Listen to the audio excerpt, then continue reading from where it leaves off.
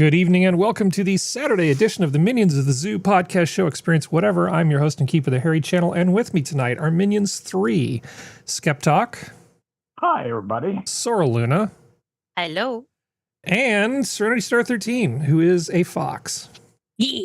You really do like this feature of Zoom.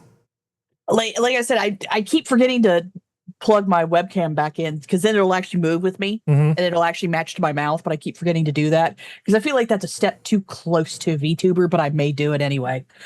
I think it's okay as long as you don't start changing your voice and baby talking and stuff. It'll be fine. I mean, if I ever did like streaming, like not this, like actual, like trying to be somewhat big, I probably would change my voice just a little bit. Yeah. That's why it makes it a little harder to find me out. Yeah, it would be. I don't really feel like I do enough to sort of protect my identity.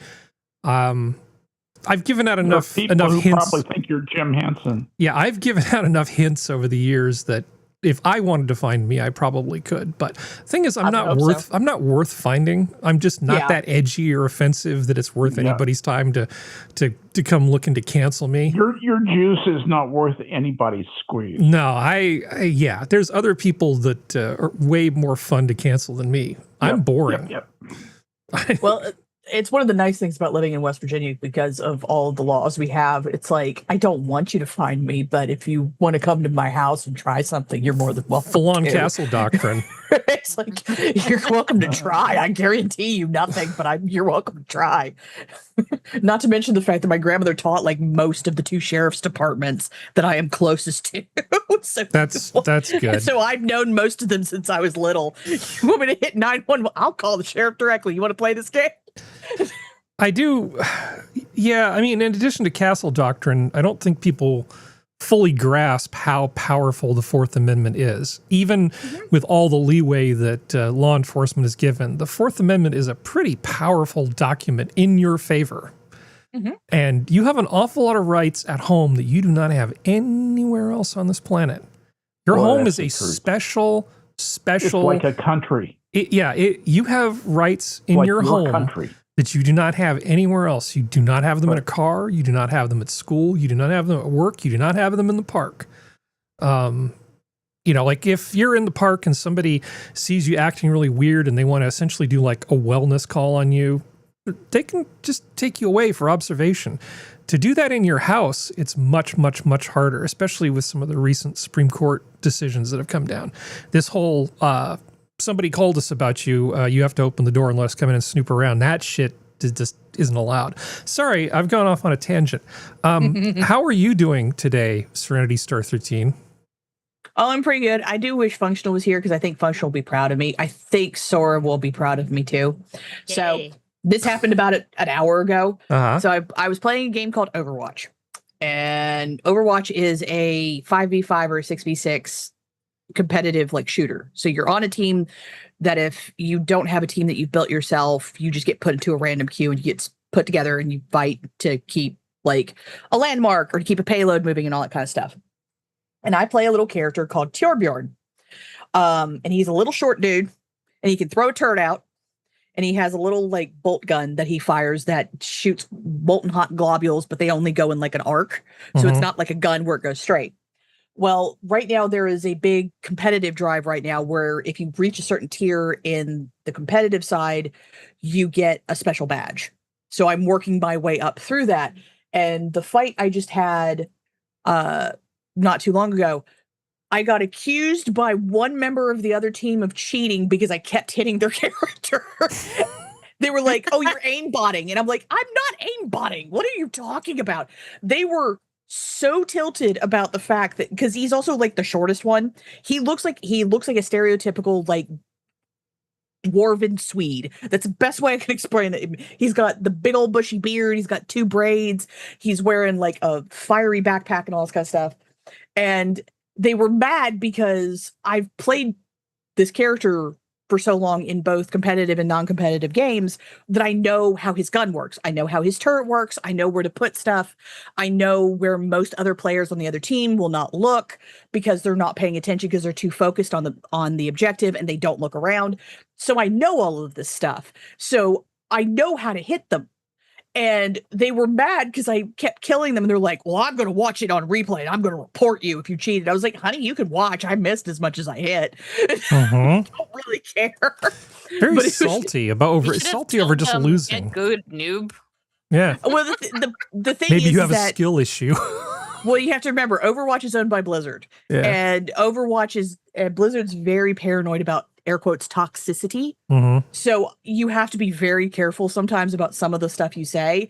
And that could be misconstrued as me being argumentative. And I was literally just like, no, I literally put in the team chat. I was just like, no, they're just tilted because I was the one who was beating them. Because like that's kind of the point of the game, but it's not my fault that every other Torb you fought until this point didn't know what they were doing because the people didn't know how to play them. I know how to play the short little fucker. Thank you very much. Yeah. It was just funny. But like I said, Functional would be proud of me probably. Yeah, well, you can't help it if he's got a PEBCAC error. You can say that. Well, it's one of those things where it's like to not get ahead of it, but because it is something you need to report, because you also need to report if there's a false report. I basically reported him and said, he tried to get everyone in chat to report that I was using an aimbot. I am not using an aimbot.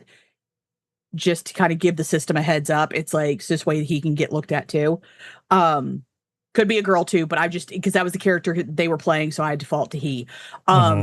But it was just funny because I'm just sitting here going, honey, I am not that good. I am not even close to that good, but whatever makes you feel better. Well, have they never heard of maining a character? So you become like when I used to play Dead by Daylight, I loved Nia. Yeah. And I only played her like in lobbies just because I liked her fashion and her abilities, whatever.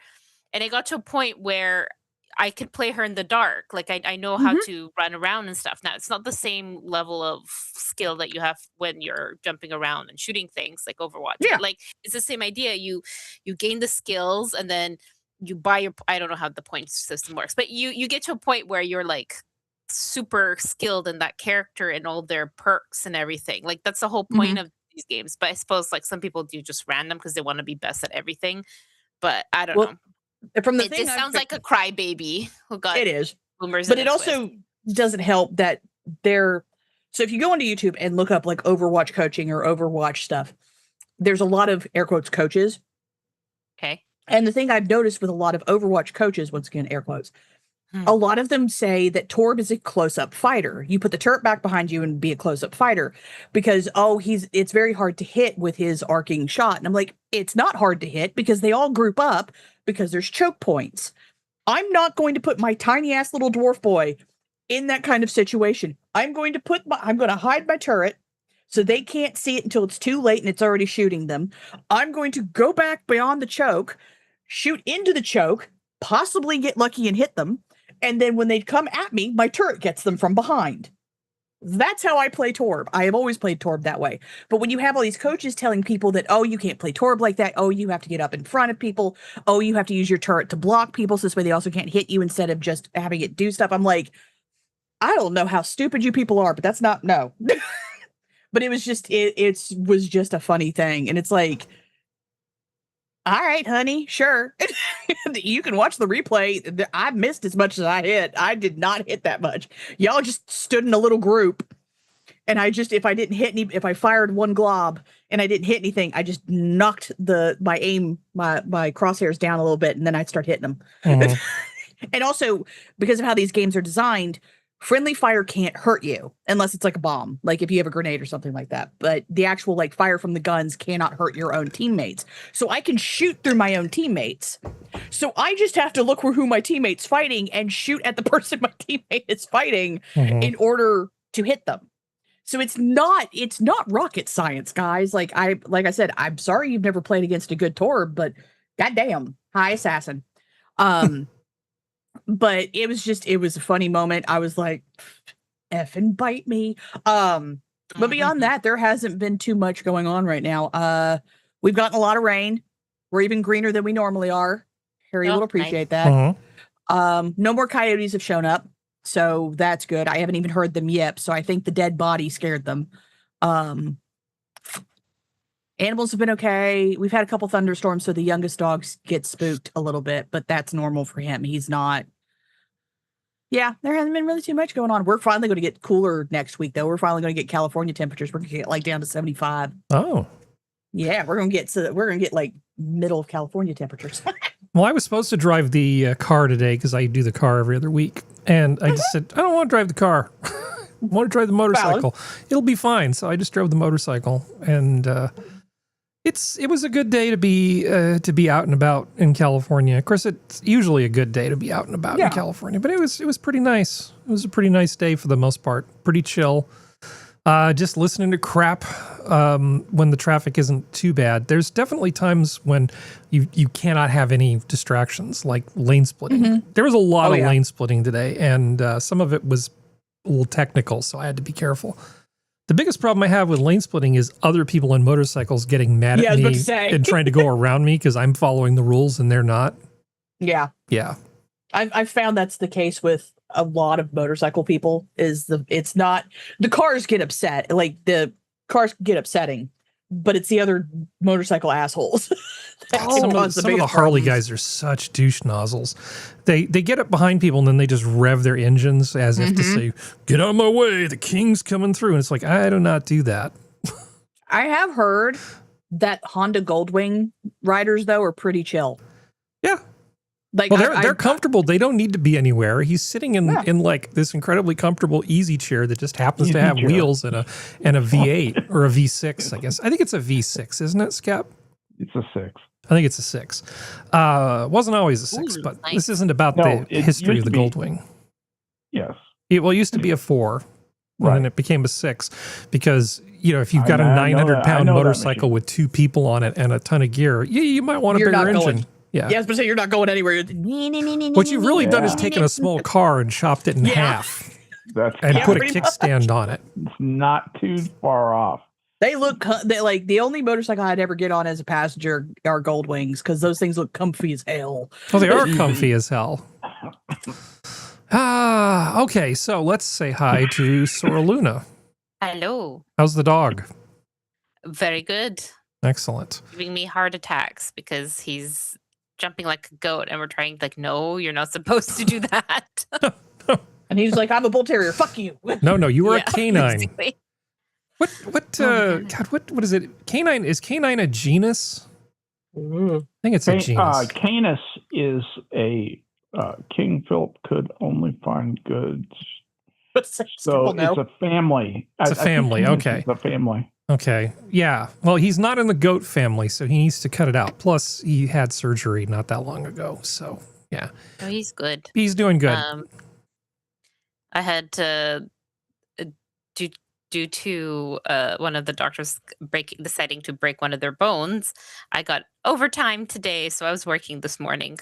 Well, early morning to early afternoon. So yay! Yay! Overtime. Nothing like getting a call. It's like, hi, I'm sorry to bother you on a Saturday. That's always the phrase you want to hear. Well, we're sorry to bother you. God damn it! Yeah, I remember overtime a long time ago. I was about to say, it's only a couple of hours, but hey, you're getting time and a half. So yes, yeah, exactly. Nice. So Cha-ching. This will be a very nice dinner out for me. Well, it can help pay for those car repairs that you were talking about. Oh, yes. Yes. It has to go back. It has to go back at some point, but it's drivable now. Okay. We had to order another piece. Mm-hmm. But other than that, all is good.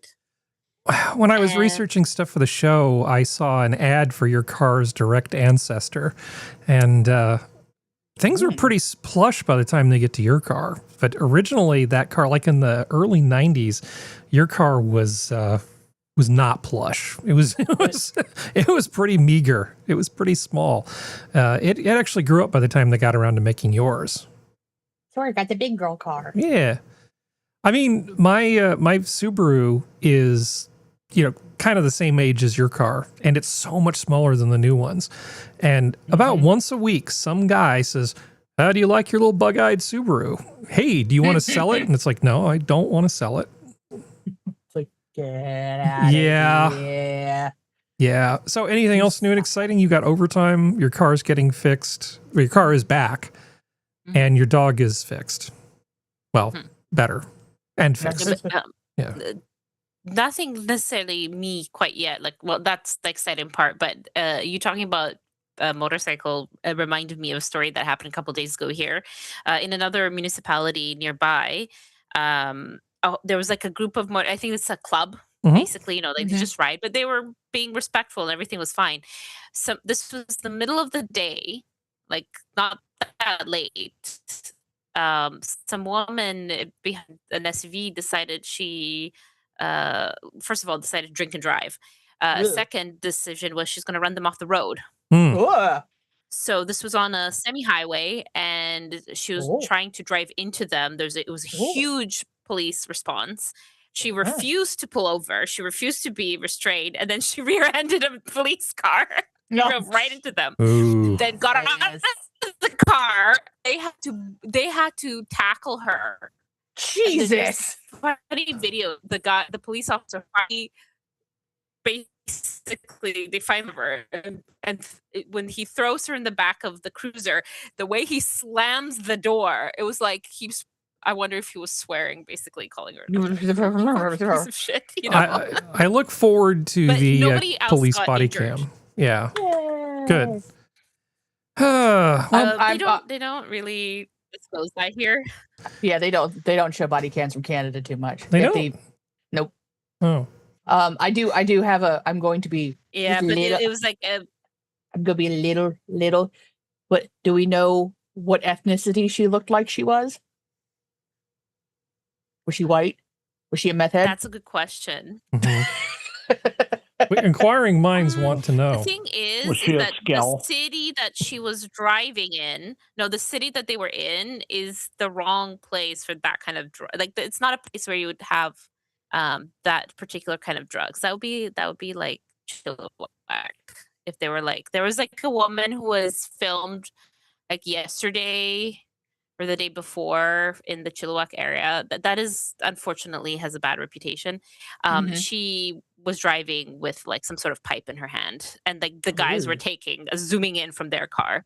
So that's like, oh yeah, where is this from, Chilliwack? Oh, okay. So it sucks, but okay. But in this particular municipality, that's not really, you don't expect that. It's a little bit more quiet-ish. I mean, there's some gang violence, but not really, so something like this. So having a drunk person trying to like actually run into deliberately, not like I'm so drunk I'm weaving, but as in I'm aiming the car. I'm going to take you off the road, mother effer. But to answer your direct question, no, it's not clear, but what exactly it is, but I'm sure it should be out somewhere. I look forward to updates. I have something for you to look at. You were mentioning that you wanted to go to the Madonna Inn at some point, I believe. Yeah, that's amazing. So here's a picture from Graceland, and I wanted to get your opinion. How do you feel about the jungle room from Graceland? Because this looks like it could be out of the Madonna Inn. That's terrible. I love it. Isn't it great? It may be terrible, but doesn't it look comfortable? I'd Lysol the F out of that room, considering we know what Elvis did in the jungle room. But if we're sitting on anything. Welcome to the jungle. Yeah. A little Febreze will straighten that right up. Oh, yeah. No, the Febreze will get rid of all that. Yeah, I'd get the Lysol out. There's a ghost of a lot of peanut butter and banana sandwiches in that room. Lysol bomb the heck out of that room. And don't take a black light in there. Don't do it. No, I wouldn't do that. You don't like what will luminesce. The entire room will glow. Exactly. Yeah. Wow. Even on the ceiling, that's amazing. Yeah, brings, I mean, considering some of Elvis's tendencies, I brings would not be shocked. new meaning to the phrase "Velvet Elvis." Anyway, I do like the furniture though with the carved dragon arms. I do love that though. Yeah. That room looks comfy. Mm-hmm. Yeah. I like the faux, like, I don't know if it's like distressed brick or whatever that's supposed to be. Yeah. Brick, but yeah. Mm-hmm. It's very cool. I like kitschy stuff like this. Like, it is terrible, but at the same time, it's not my house. So, like, staying there a few nights is fun. Graceland's a really fun. Like, it's a really neat place to go. When I was a kid, we were in the Okanagan for, I was going with my dad, and we went to, did a tour of some vineyards during like the wine festival.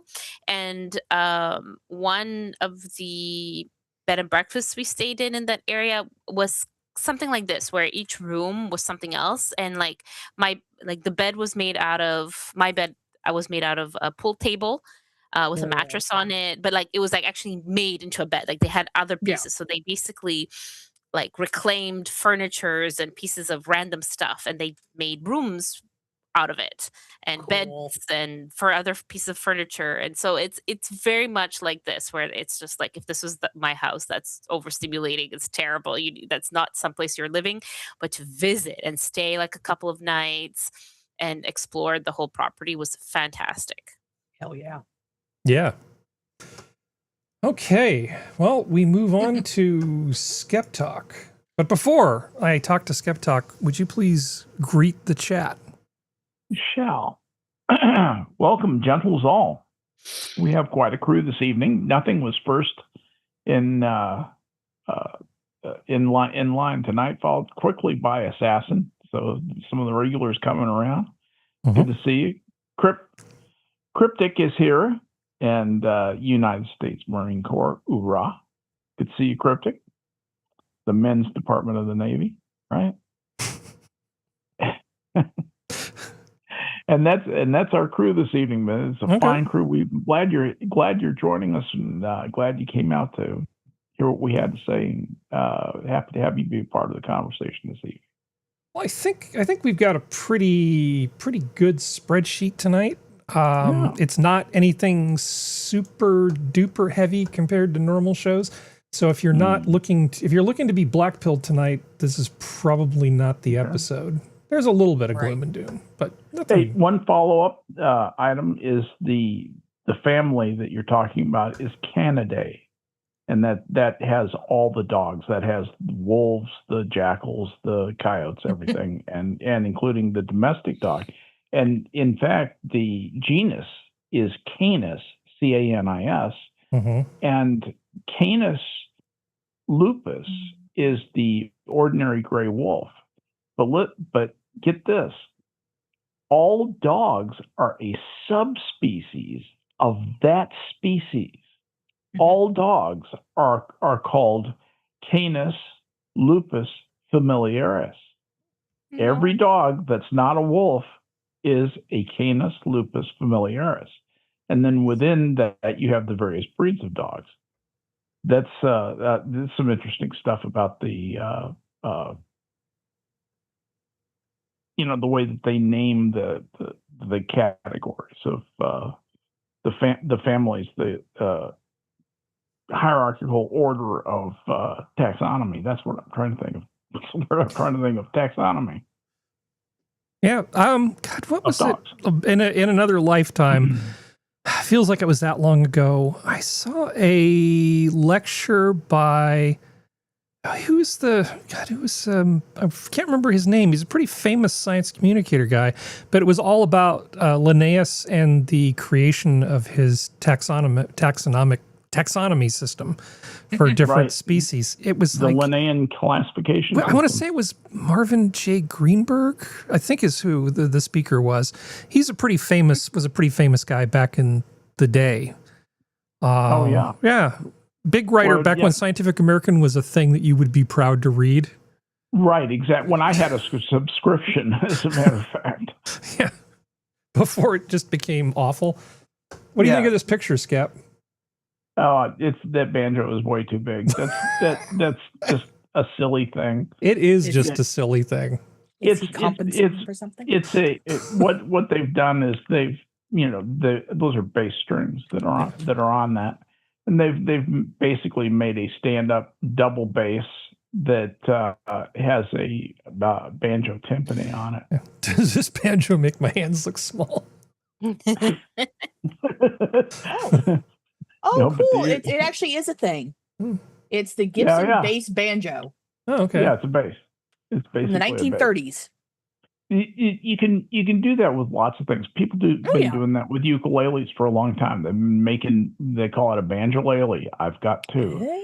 Banjolele. I don't just have one. I have two. Nice. Always they got to travel in pairs. Good to have a spare. That's so cool. You're a guitar nerd. They actually have it's a little like 3-legged stand that you're supposed to put the banjo on, that bass banjo. Yes. Well, or any stringed instrument like that. Yeah. It will go on a guitar stand. That will go on a bass stand. Yeah. So cool. Well, you were asking me before the show, the typical, well, what's going on with you? And I told you I decided to stop eating sugar because I didn't. There was nothing in my test that said if you don't stop eating sugar, you're going to die. There's nothing like that. It wasn't like some existential thing that forced me to do it. I just sort of felt like I have a bit of a sweet tooth and I only eat one meal a day. And I was finding that I was hitting desserts kind of hard. And I was thinking, I don't think all this sugar is good for you because the more you know about biology, the more reasons you have not to eat too much sugar. I'm sorry, I'm not going to be evangelical. You do you in terms of whatever people want to do. I just know he's not wrong, kids. For me personally, I'm like, I don't want to have like cataracts and all the other things that, you can get if you eat too much sugar. So I said, let's just get control of this by stepping back, kind of like I did with alcohol during COVID, because I'm like, this is turning into way too much of a habit. It's time to just kind of reset things. Well, the problem with sugar is you get free energy. You get that glucose right off it. Some easy disaccharide or glucose itself, fructose. It's just easy energy, and your body does not go through all the processes it normally goes through to take carbohydrates and convert them into sugars that the body can use. And in doing that, do all the cellular repair stuff and clean up and, autophagy does not happen. So all that housekeeping that's supposed to happen in your cells just does not happen. The garbage collection process has been terminated. But just not to get too far into the biochemistry of all the stuff that happens with your liver and your kidneys and stuff. Yes. Well, I mean, we could be here all night and nobody would probably enjoy it that much. The annoying thing, the bottom line of this is I felt like utter shit for a few days. I had this headache that was going between all and about half of the day, and aspirin was barely doing anything to it, and caffeine didn't seem to make a difference, and it was kind of miserable. Balance is just going crazy. It was all your little storehouses have to rebalance. It was genuinely unpleasant, and many of the things that I like to eat all have sugar in them, up to some degree. Sure. I feel fantastic. It's really annoying. I mean, I kind of wish I would almost rather be miserable and know that it didn't make any difference. No, this is just your life. Go have some ice cream because at least you have an excuse. You feel miserable. Have some ice cream. You deserve it. You should totally do that. But no, unfortunately, I feel great. And it's really annoying that I feel like this good. Yeah. It's like being sentenced. You've been sentenced to no sugar because it feels so goddamn good. And that's exactly my own experience. I virtually cut sugar. I have no added sugar effectively. Yeah. Very, very little. And it just, boy, what a difference. I think the effect is even more pronounced when you're old. Yep. So that's that. I went ahead and I'm just sort of curious since I'm basically biohacking myself. I decided I signed up spent another $49 on another basic comprehensive panel. So I'm going to drive and get that done. And it's been it's only been a couple weeks, but I have a feeling that the markers are going to be different. So it's fun to hack your own body. Anyway, let's see. What else was I going to? It's fun to have your cardiologist tell you that you look like a 40-year-old athlete. Inside. Excellent. Yeah. Yeah. That was pretty cool. Yeah. Well, let's see. So that's annoying, but I mean, it's not like I'm suffering. I had some really ripe tomatoes that needed to be eaten, so I made like a huge caprese salad, which is basically fresh mozzarella, fresh, really ripe tomatoes, basil leaves, olive oil, salt, pepper. Cherry was really good. Ideally. Well, these were dry farmed early girls, and they were just fine. They were as sweet and wonderful as tomatoes could be. And then I had our early girls were amazing this year. A big old hunk of local salmon that I just cooked up, and then I just sort of made like a really basic lemony pan sauce to put over the top of it. It was fantastic. I'm not suffering. I'm not suffering at all. There's anyway, lots of good things to eat. Lots of ways to satisfy your taste buds. And the other thing is, the farther away I got from my sugar consumption, and I mean, I cut 95, 98% of the sugar out of my diet. The farther away I get from my sugar eating days, the less I miss it. I really enjoy a lot of food. It's just not sugary. Well, I'm going to have some cake. I'm just not going to have it all the damn time. Right. Yeah, it's once in a while. They used to call it a treat. Oh, and I had some really good local strawberries. I mean, really good strawberries with a little bit of heavy cream over the top. It's delicious. That was my dessert.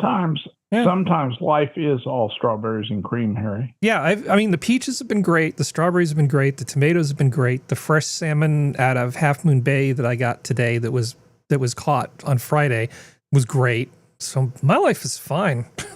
My life is fantastic. Better than this guy. Look at this poor schmoo. Little Debbie delivery truck driver charged with $17,000 fraud scheme for selling his cargo at flea markets. Those brownies look kind of sus. I've never seen these. Is this a normal? You've never seen a cosmic brownie before? No, I've never seen those. A cosmic brownie has a different meaning to me, evidently, than to you guys. You lived through the summer of love. I was going to say there's the POT ones, and then there's the Little Debbie ones. Yeah. Okay.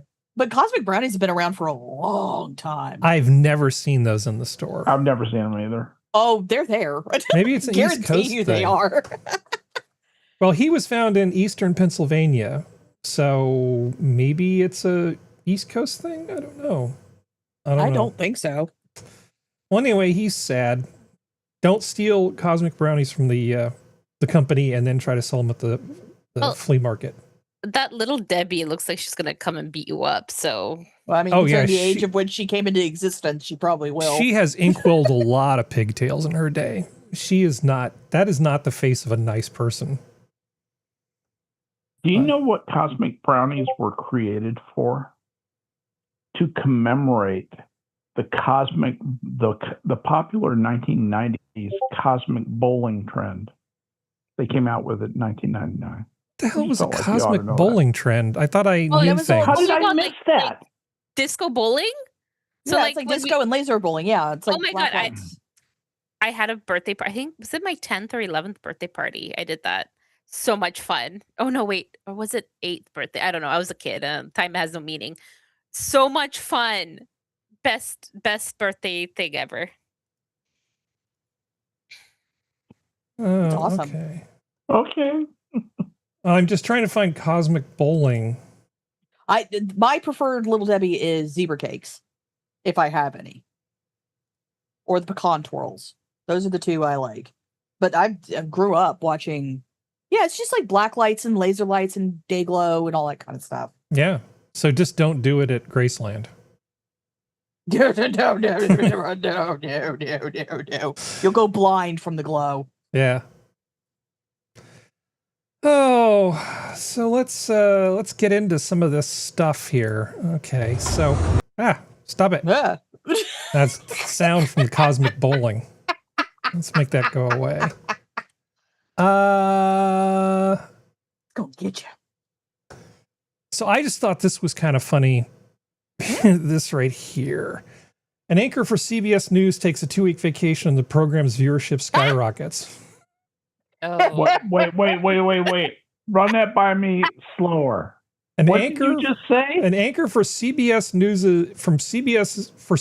News Wait, that's a terrible Honey, sentence. do you want me to read it? No, but an anchor for CBS News is a terrible sentence. But took a 2-week vacation. The program's viewership skyrocketed. So this is the guy that they were sort of claiming was Trump MAGA coded. I guess Tony Doku Pill's 2-week vacation for CBS Evening News coincided with a ratings increase for the program under substitute Matt Gutman. Gutman drew 4.1 million viewers, marking the show's best performance in 17 weeks and its first time exceeding 4 million since late March. An unnamed TV executive criticized Dokapil's decision to take time off, calling it a baffling move given the show's struggles, and stated the substitute outclassed him in the ratings. So, Skep, I think you may and maybe other people remember a radio commercial from the 80s. Do you remember Bob from Accountemps? Did you ever hear those Accountemps commercials? Remind me how they. I remember Accountemps. I remember they advertised heavily. I can't remember. Yeah, they advertised heavily. So there was this one ad that they played when I was a kid, which I thought was hilarious, but I took it as a cautionary tale, which might be why I never take vacations. So this guy phones in. His name's Nerlman, and he calls in and talks to his boss, and he says, "Hey, boss, I'm still feeling kind of sick. I think I need to take another day off." And the boss is like, "Don't worry about it. Everything's fine. I remember that. Bob from Accountemps is here. In fact, why don't you take your time. Take your time. Yeah. Take a whole week. Maybe take a month."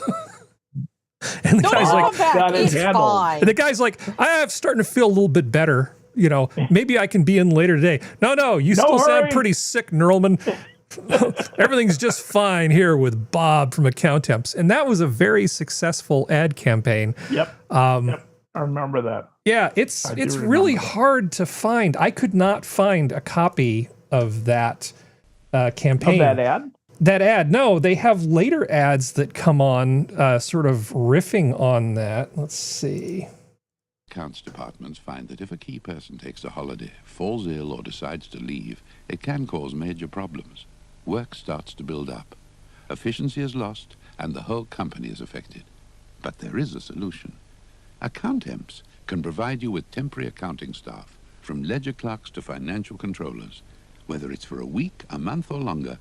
Yeah, so basically Bob from Accountemps came in at CBS News, and viewership sort of went up. But here's what probably is really going on there. Yeah.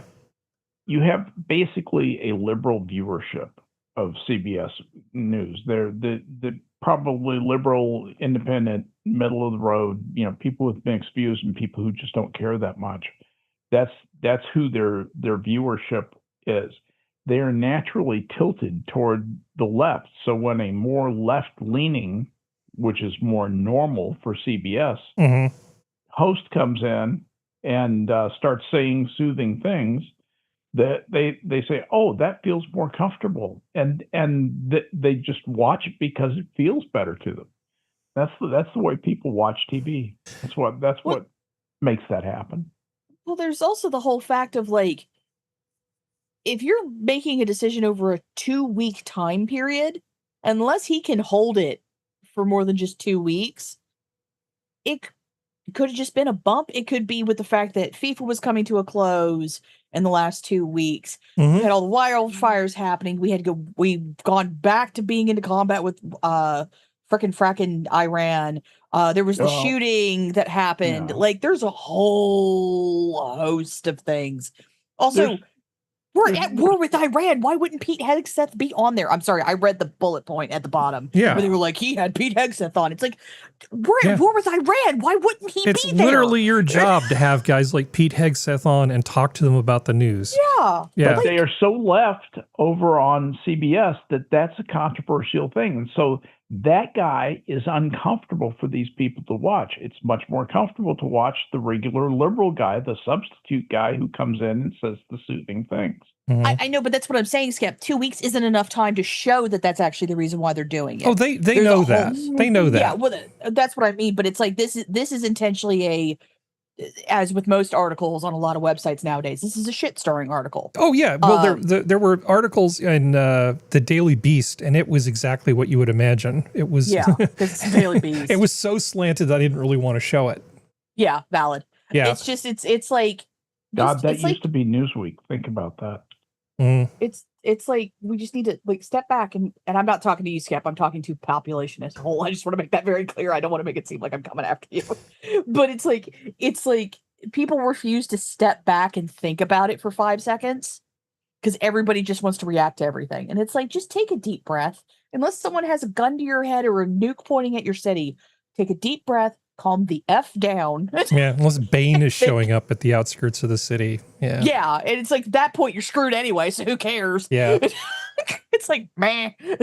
So let's talk about LA briefly. So LA shelter provider has paid CEO who lives in Hawaii a $1.6 million in salary and vacation over the course of 2 years. Yeah, I'm living in Hawaii, phoning it in, helping the homeless in LA for a mere $800,000 a year average in terms of salary and benefits. Why not? Why not? Jeez. This is the face of the corruption. Yeah, fool. Your freaking state needs to be nuked from orbit, honey. Like, sorry, at this point, like, yeah. God dang.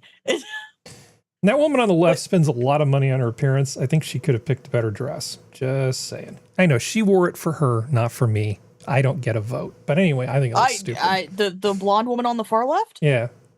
I actually like that dress, but I don't mind it so much. I just don't think it looks good on her. It's all like way too much pale everything. There's not enough contrast in her. She almost blends in. She kind of looks like a human Q-tip. But that's just me. I'm not sure which of these three is the one that didn't show up for work, by the way. It could have been the blonde one, I think, is an actress, so I do not believe that's her. Yeah. Oh, she's an actress? Yeah, I think she's another reason to not like her. She's been in a few things because she looks vaguely familiar because she's actually got mostly her original face. Yeah, that part's good. Oh, I'm not saying she's an unattractive woman. I'm just saying, like, because she's kept most of her original face, I can tell who it is. I just don't know her name because I've seen her in stuff before. She usually plays a very waspy, uptight, like, wife or like business person or a lawyer or something like that. That's what she's been typecast as. Of course. And which Dick Wolf vehicle has she been in? I think she's been in Law and Order more than once. It's Dick Wolf, right? I want to say she's been a lawyer a couple times. But anyway. But yeah, it's just photos far left actress exhibit press center executive. I think the lady's in the middle. Adelkoff. Good. You know what? It just doesn't matter because there's just so much of it. This is just, the entry for today about LA. We wonder why they spend billions and billions and billions and billions and billions of dollars in LA and get nothing done. Well, here you go. Well, that's the thing too. Like the people who keep trying to say California is a perfect state, which no state's a perfect state. No. But you keep trying to say California's a perfect state. It's like, and keep talking about the GDP, which that number moves all the way around the place. I've heard 2, I've heard 5, but it's like they're the ones who talk about it all the time. Like, do you all understand how much more power and how much more money your state would have if you would stop bleeding it? Like, do you understand? Yeah, we could actually be pretty wealthy if... Well, I mean, just the amount, like, the stuff that they say they do, they could actually be doing, like, California as a state could actually be doing, because they would be able to pay off all their debt that they owe to the federal government, which they still owe tons. And they would have they would be full, like, in the black and be able to just spend their money the way. But because they keep doing this, they keep having to take out federal loans. They keep having to ask for extensions, and they have to pass it on to the business owners. And then they have to do all this other crap. And it's just like, if y'all would just stop being cheating pieces of crap, you'd be able to do so much. I would like them to just give money back to the taxpayers so that it becomes a place that people want to live. Well, I mean that too, but it's like there's so much can be done if they would just stop hemorrhaging money. Yeah. but they won't, because they'll just let a woman like that get away with stuff. They'll let anybody get away with anything, as long as you kiss the right booty hole. Mm-hmm. Nothing matters but please recycle. Damn right. Yeah. New Imodium AD sauce packets from Taco Bell. Taco Bell releases new Imodium AD sauce packets to combat explosive diarrhea outbreak. Let's see. That is not important. Why are you looking at that? I don't know. Let's see.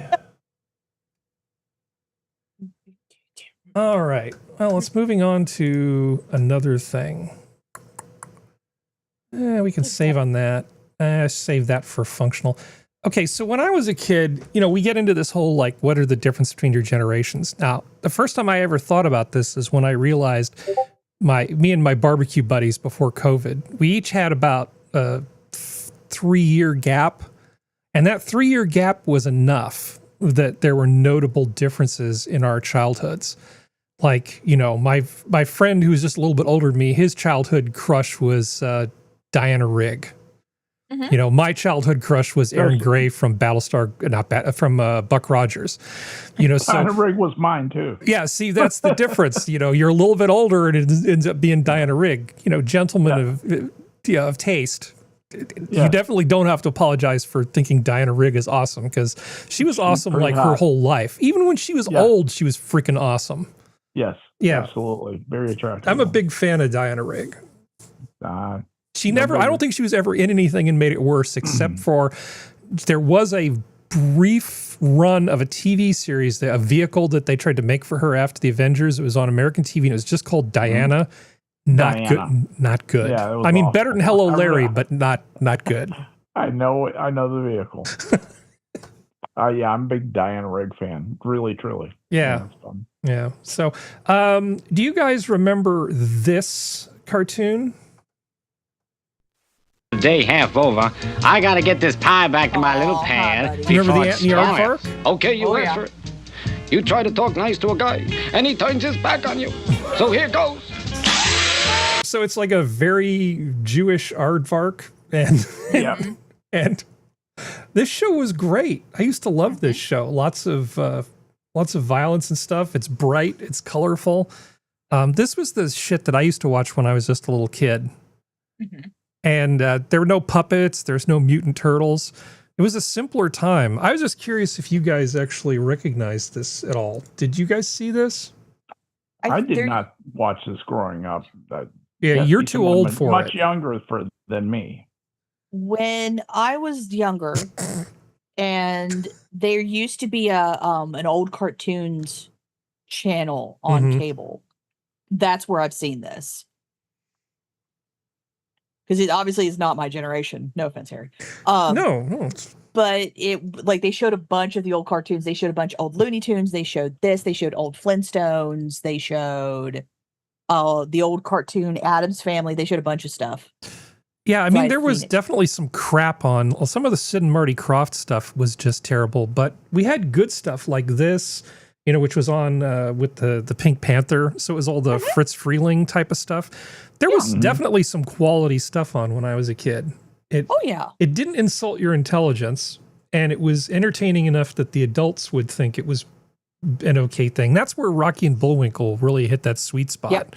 Rocky and Bullwinkle. It's like you have two people of different ages in a room watching it, experiencing a completely different show. Man, watching Rocky and Bullwinkle back in the 60s, do you know how revolutionary that was? Yeah, it was pretty edgy. It was. Well, it's the middle of the Cold War, and here you are making jokes about Russian spies. Damn right. Yeah. I mean, Natasha was kind of a smoke show, but there you go. She's exactly the kind of woman that I get warned about at work. Still remember the first time I had one of those briefings. It's like, wait, what? The smoke show is from Russia. Yeah, they're going to get you to pump you for information. That's right, moose and squirrel. You can enjoy the pumping, but don't give her anything. Yeah, exactly. Don't sell out your country for a pretty face. Don't sell your country out for money. Don't sell it out for pretty face. Don't do it. Don't do it. Or if you do it, at least have the decency to run. Over 1 million ladders have been recalled. By the way, it's 1,700,000 ladders have been called. Damn. Now, a ladder is one of those things that I don't feel there's a whole lot of room for excuses when it comes to a ladder. You got one job, Right. and it's very, very important. Harry, would you say there's no it's a mature wiggle technology? room? There's no wiggle room. There's no anything. So over 1 million attic stairway ladders sold at Home Depot, Lowe's, and other home improvement stores have been recalled due to a potential falls and injury. A Kentucky importer has announced. Louisville Ladder Company. I'm sorry, I shouldn't say Louisville. How am I supposed to pronounce it? You. I'll beat you. Louisville. Ladder Company recalled the items sold under the Shempville, Featherlight, Light, and Century brand names in an alert on Thursday. Blah, blah, blah. 1,770,000 ladders. According to Shempville Ladder Company, the aluminum or wood frame ladders with gas struts come with handrails and fold into the attic. The bolts on the ladders could break, causing those using them to be injured or fall to their death. Yeah, that's like a big fail for ladders. So if you bought one of these things, seek help. Let's see. That makes me sad. Yeah, it's not good. I just saw that and think, no, of all the things to have a recall for safety, ladder is right up there with propane tank. Yeah. Yeah, that's not a thing you want to look over. That's not good. So Sora, are you with us still? She's muted. Did she have to take off? Oh, she said be right back. Okay, well we'll be right back with her then. Let's see. Surprising nobody, University of California professors are now asking the school to reinstate the SAT for admissions because their new students are unable to do high school level work. They stopped using standardized tests. They can't tests. even dress themselves. Yeah, they stopped using standardized tests for admissions in 2020 to promote equity. Yeah, well, if testing people to see if they're educated keeps you from bringing in the right people, it's just broken by design. It's not a good system. Fair. Yeah. I mean, who didn't see this coming? I mean, even years ago, they were claiming that in terms of math, that far too many of the students coming in didn't really meet the high school, the math requirements to get their degree. And some of them were AP people. So that wasn't the first time that had been tried. No, well, people were coming in with AP. Years ago. People were coming with AP math credits, claiming that they didn't need to take the entry thing. And then they go on to try to do university level work, only to find that their AP math credits did not satisfy the requirement in any useful sort of way. And they would have to get failed out of a class, go back and retake the class that they thought they were going to skip, and then move ahead, which is a big waste of everybody's time. But in a diversity situation, how can we say that the discipline, this math discipline is not the thing that is at fault? Well, clearly, judging... But for simply being too hard. Well, judging BIPOC people, by basically throwing these structures of Western patriarchy in front of them, it's really just a means of keeping the people who deserve to be there from getting the education that they deserve.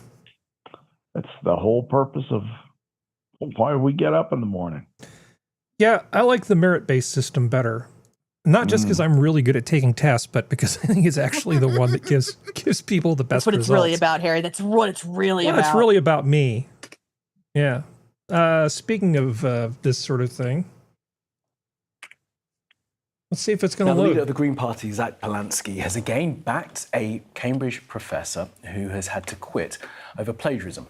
Jason Arde has resigned after the university launched an investigation into his qualifications. So let's get more on this with our correspondent, Graham Stothard, who's here with us. Graham, morning to you. So just give us a background to how we got to this point then. Yeah, Zach Polansky, he was one of 16,000 people who backed Jason Arde in a letter.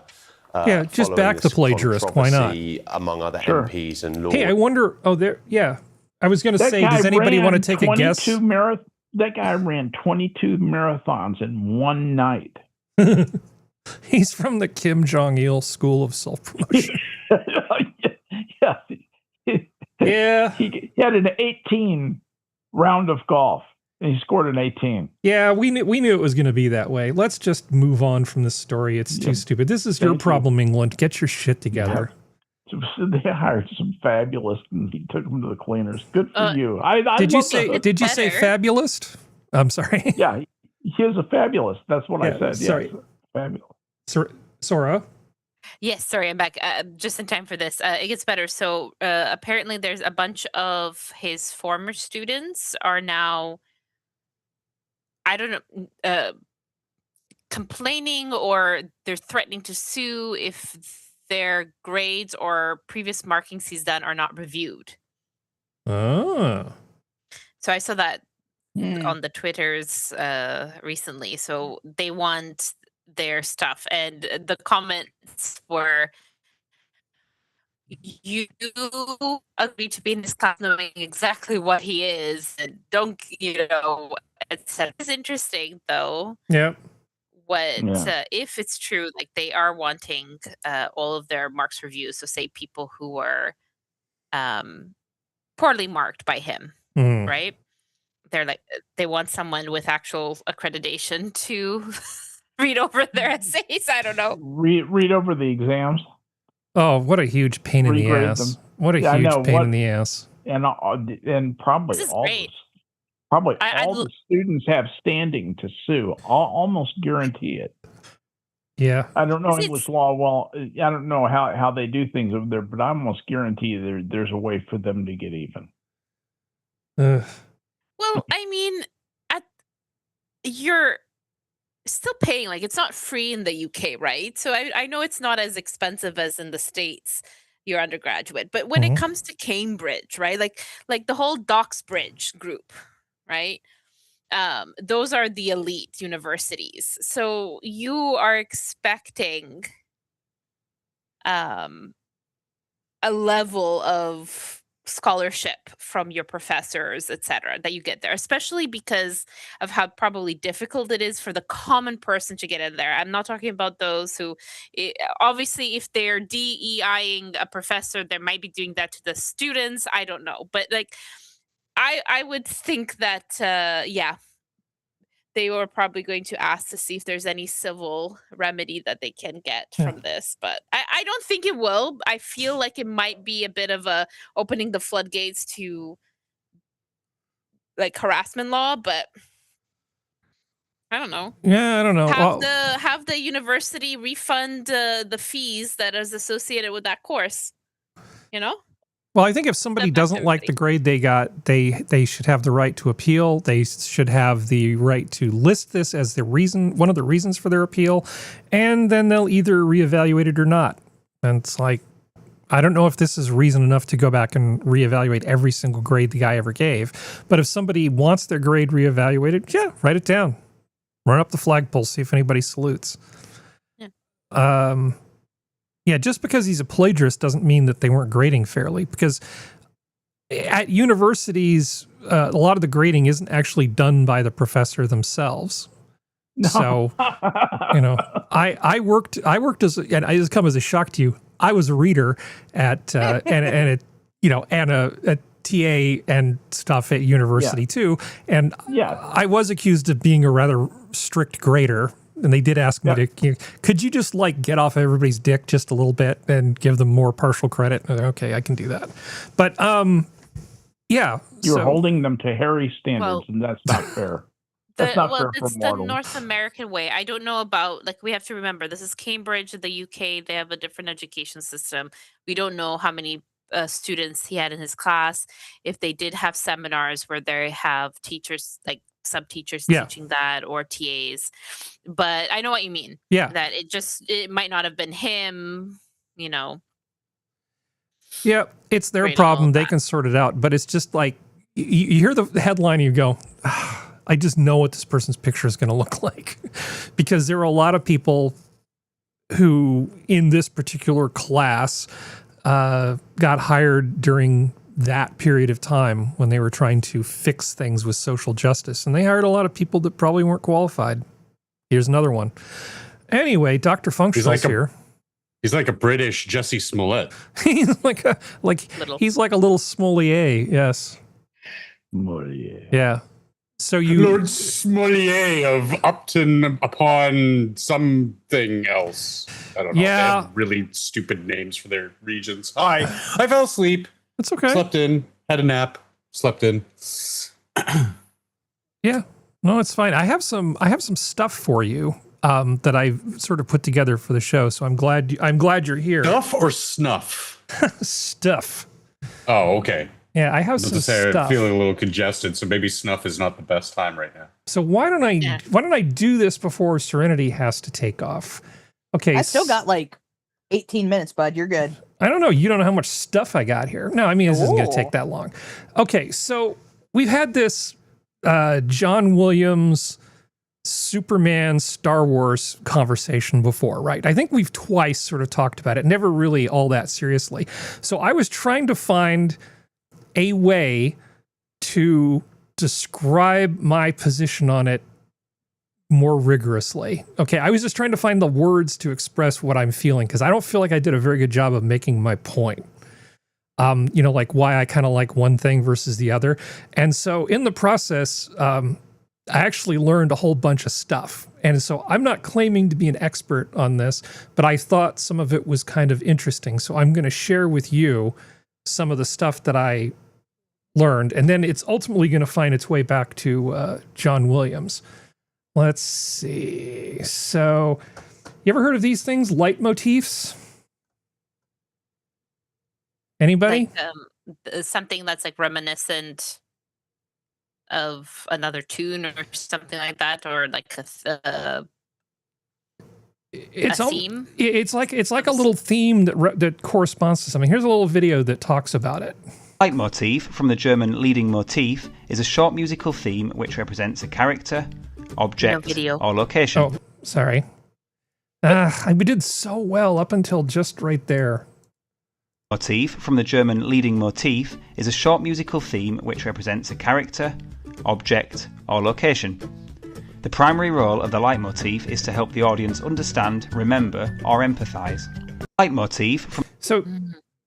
A lot of musicians who are just freaking geniuses use these things to great effect. Now, one of the most famous ones, and this isn't going to take particularly long, is Wagner. So Wagner had this whole idea that he was going to take music and theater and the building that it's done in it and create like this whole entertainment package around stuff. So whatever was happening on stage, he would have music to accompany it, and he would have these leitmotifs that corresponded to different characters and moods and things. So as the action's going on stage, if you can call 17 freaking hours to tell that stupid story about Wotan action. Right. If you could call it action. It's a long freaking cycle. So let's just, this is like super short. Let me show you like a few of the leitmotifs that Wagner was using.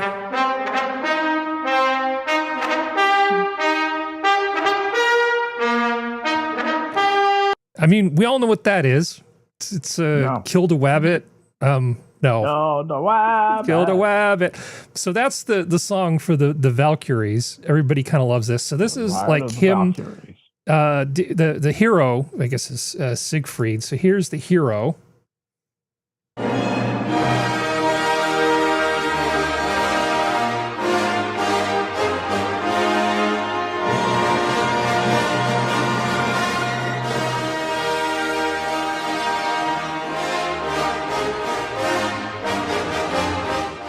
So, I got a bunch of these. We don't need to go through all of them. So there's ones for revenge and all these different things.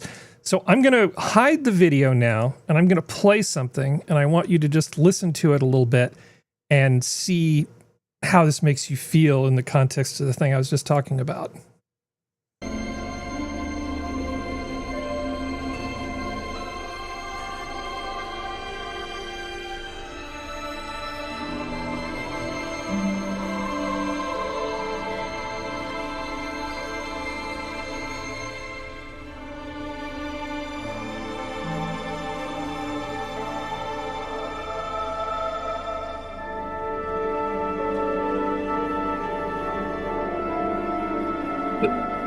Does that sound familiar to anybody?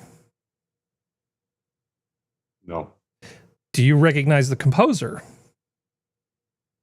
No. It's John Williams. This is from the score for Close Encounters of the Third Kind.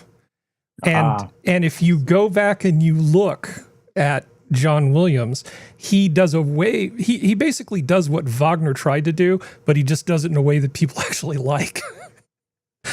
You know, so the Imperial March, the March for the Resistance, all of that stuff, you know, he uses these kinds of classical techniques. He's a very, very, very smart man, and he does such a beautiful job with it.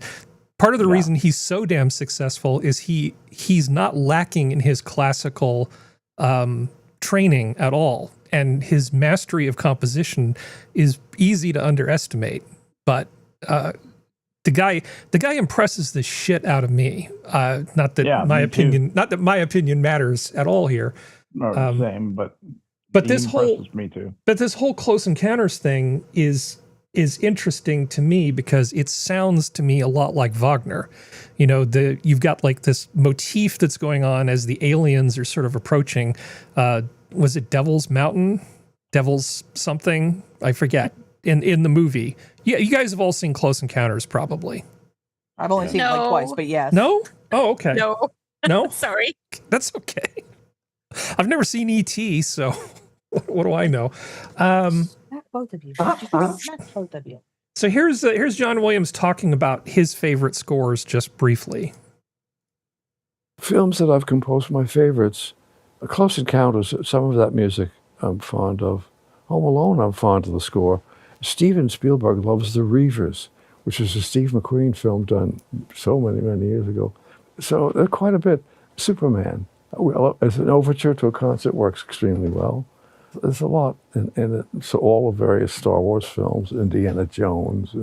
But really, you know, people ask about the favorite scores, really like about saying, what's your favorite child when you've got 3 kids? You know, you love them all, and there are things about each one you might want to improve if you could.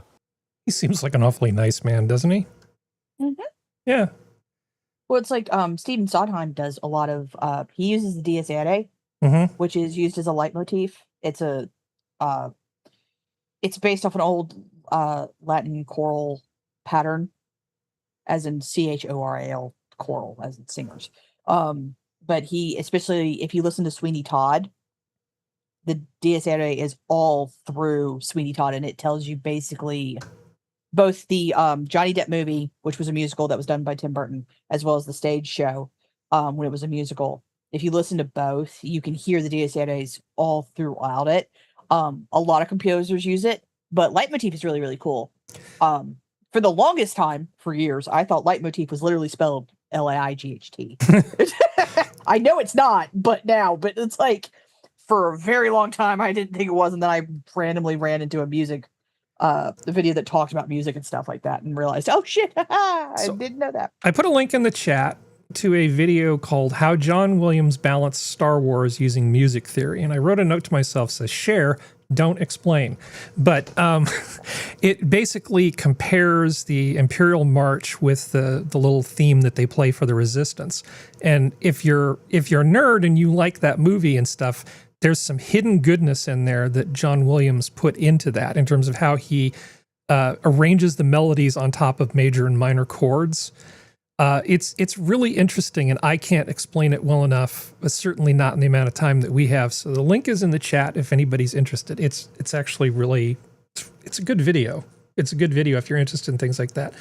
I did not realize that John Williams, maybe I just missed this memo. Did you know he wrote the Lost in Space theme? Both of them? Yes. Yeah, it was just great.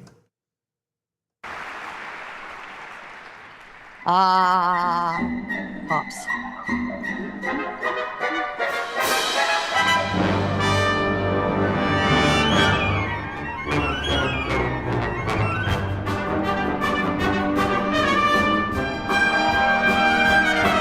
It's a great theme for TV, but he's credited as Johnny Williams because he was like a jazzy poppy guy back when he was doing TV stuff, which is pretty cool. I like the second version of it.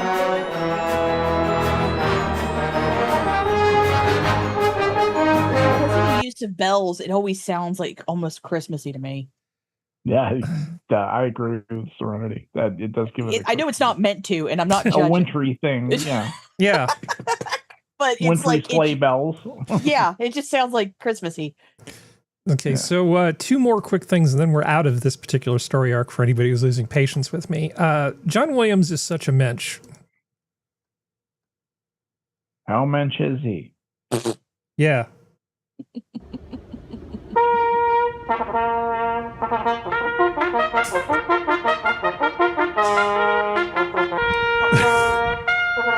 I would be pissed off if people showed up at my house and started playing brass instruments. Come out swinging. What do you want?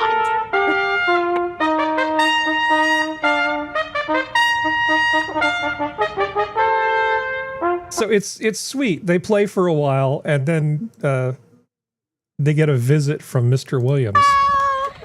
These 2 brave young men. I live down the street. Are you recording?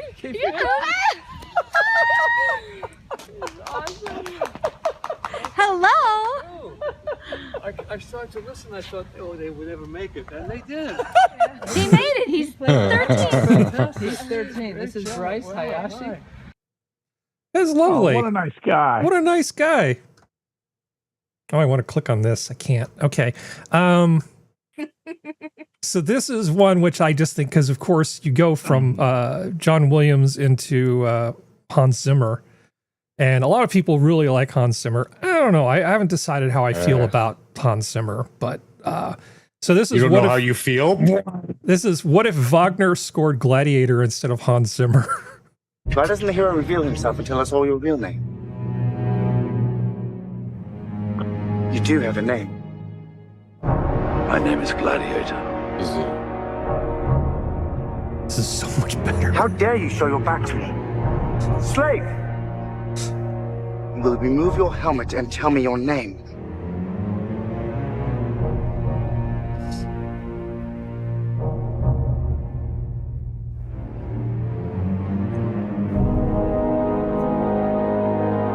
My name is Maximus Decimus Meridius.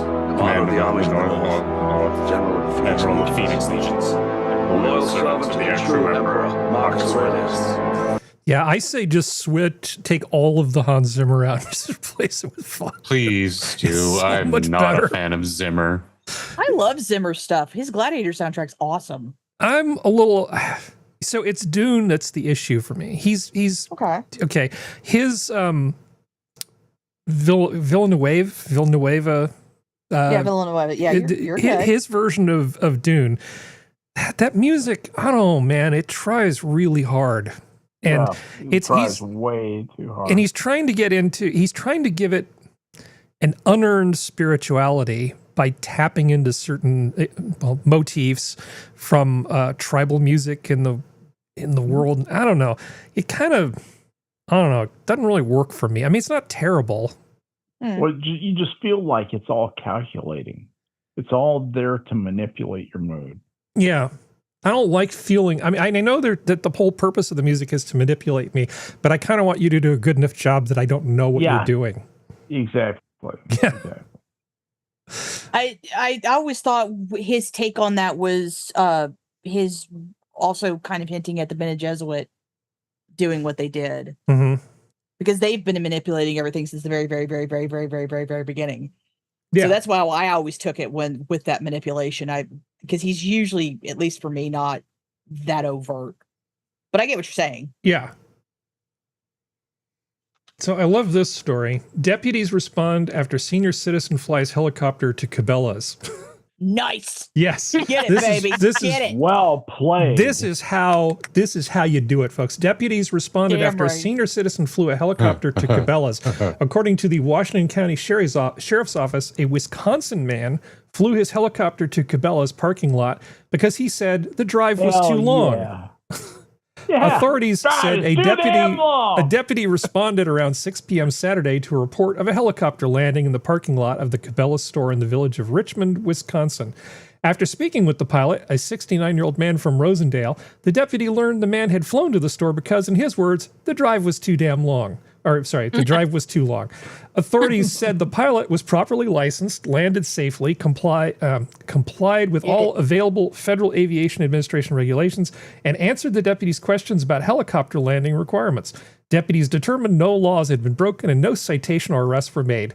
The sheriff's office joked about the unusual call in a social media post, saying it was a unique way to make a shopping trip to avoid all the roundabouts in front of Cabela's. Fucking roundabouts. I hate roundabouts. Yeah. Yes. I love this story.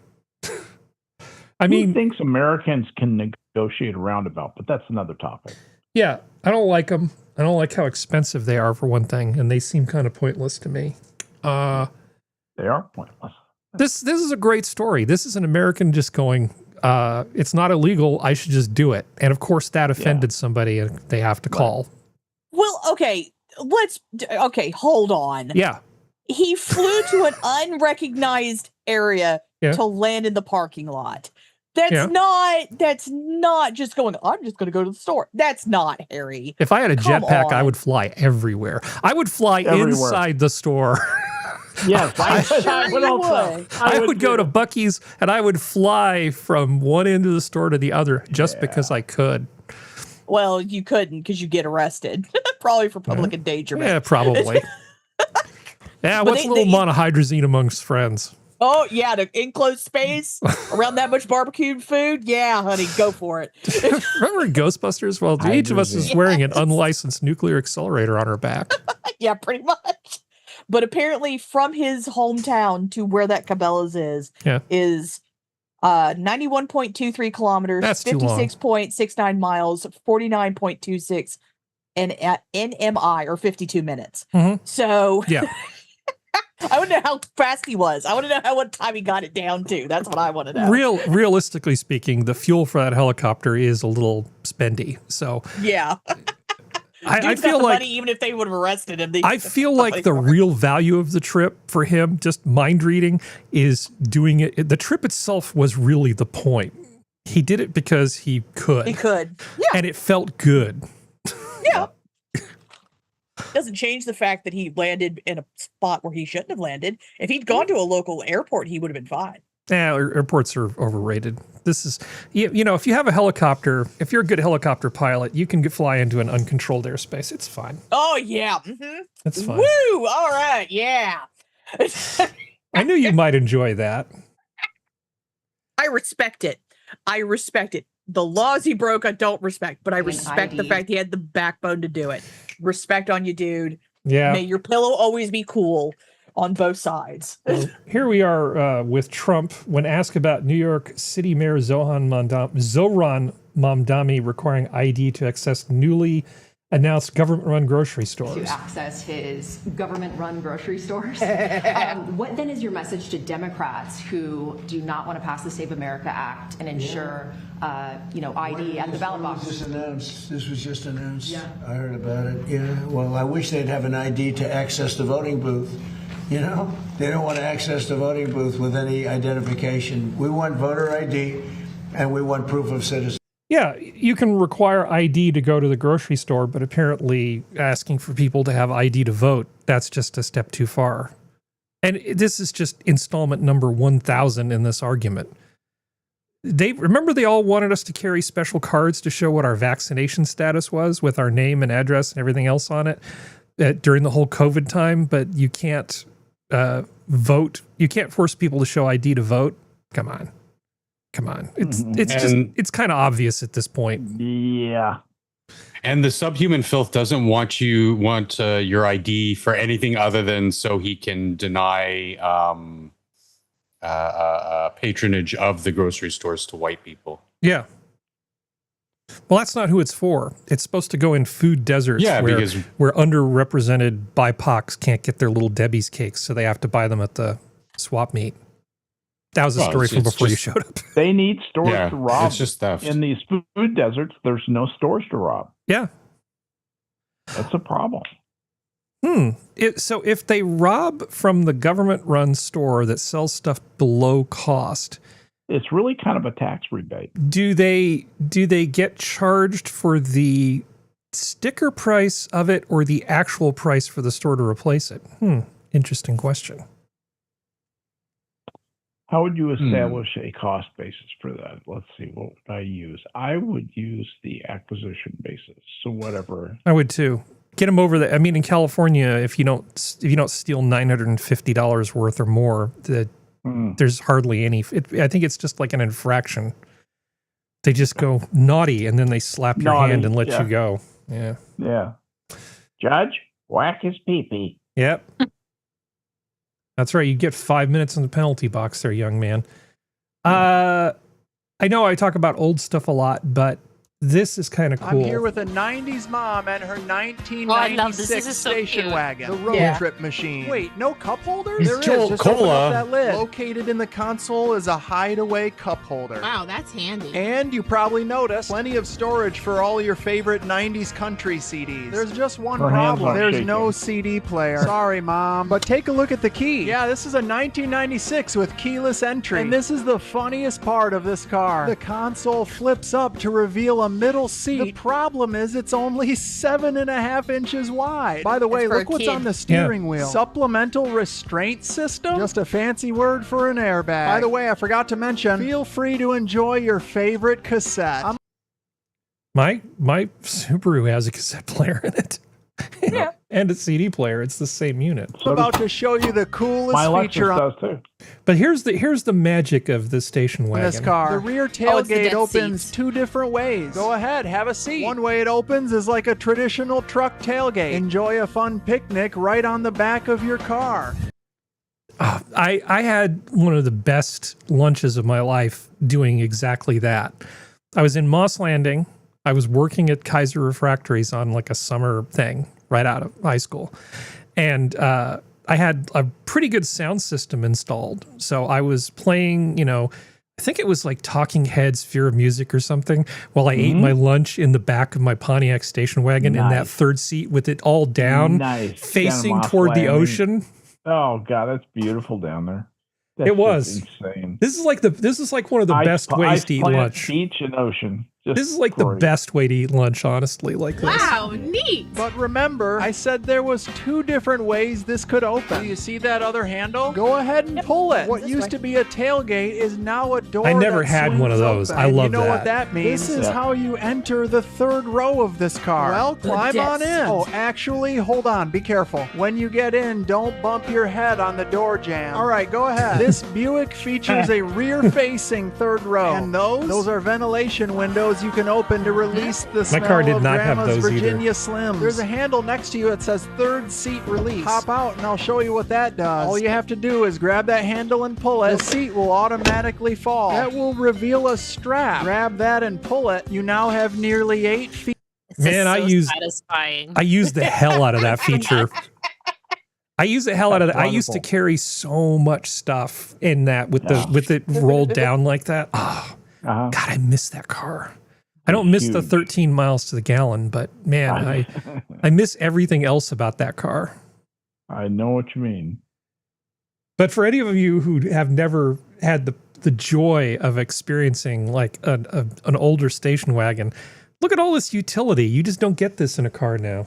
Feet of flat floor. That's gonna be really nice. There's even a cover you can put in here for added cargo security. I never had one of I those. got a surprise for you now. Have a seat in the second row. These doors don't have traditional door handles on them. Go ahead and reach for that luxurious leather strap. That's how you close it. And Mom, check out this sunroof. It has tinted glass. It does not open, but it does come with these retractable sunshades. I'm here with a 90s mom and her...